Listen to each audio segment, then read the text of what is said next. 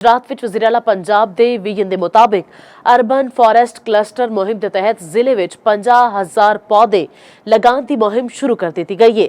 मजीद अहवाल जानने गुजरात विच अपने नुमाइंदे तो जी अब्दुल सत्तार दसो।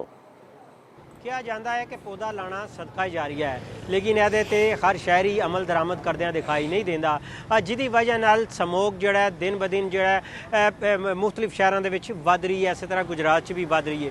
ਉਹਦਾ ਮੁਕਾਬਲਾ ਕਰਨ ਵਾਸਤੇ ਪੰਜਾਬ ਹਕੂਮਤ ਨੇ ਜੋ ਹੈ ਪੂਰੇ ਪੰਜਾਬ ਦੇ ਵਿੱਚ ਹੈ ਮੀਆਂ ਵਾਕੀ ਜਿਹੜਾ ਟੈਕਨੀਕ ਜਿਹੜੀ ਹੈ ਜਾਪਾਨ ਤੋਂ ਉਥੋਂ ਮੁਤਾਸਰ ਹੋ ਕੇ ਮੁਤਾਰਫ ਕਰਾਉਣ ਦੀ ਕੰਪੇਨ ਦਾ ਆਗਾਜ਼ ਕੀਤਾ ਹੈ, ਜਿਹਦੀ ਜ਼ਿੰਮੇਵਾਰੀ ਮਹਿਕਮਾ ਜੰਗਲਾਤ ਦੇ ਲਾਈ ਹੈ। ਤੇ ਮਹਿਕਮਾ ਜੰਗਲਾਤ ਨੇ ਗੁਜਰਾਤ ਦੇ दाखिली दे खारजी रास्तियां दी ग्रीन बैलेट नूं बेहतर बनाने वास्ते ये 50,000 पौधे लगाने का जिहड़ा टारगेट जिहड़ा हदफ है वो मुकर्रर किया है। तो पौधों की तादाद 50,000 है जिहड़े गुजरात की ते दाखिली दे खारजी रास्तियां दी ग्रीन बैलेट से लगना शुरू हो गए, जिहदे नाल माहौल भी खूबसूरत होगा। लेकिन इहदी जिम्मेदारी शहरियों ते भी आयद होंदी है कि वो इन्हां दी हिफाजत करन। उत्थे महकमे दी भी होंदी है कि मौसम की शिद्दत के हवाले नाल भी जिहड़ा शहरियों नूं इहदे च आगाही मुहिम दा आगाज करन ताकि लोग अपने तई जिहड़ा इस पौधों की हिफाजत। अब्दुल सत्तार मिर्जा बहुत शुक्रिया तुहाडा, तुसीं सानूं अपडेट कर रहे सी।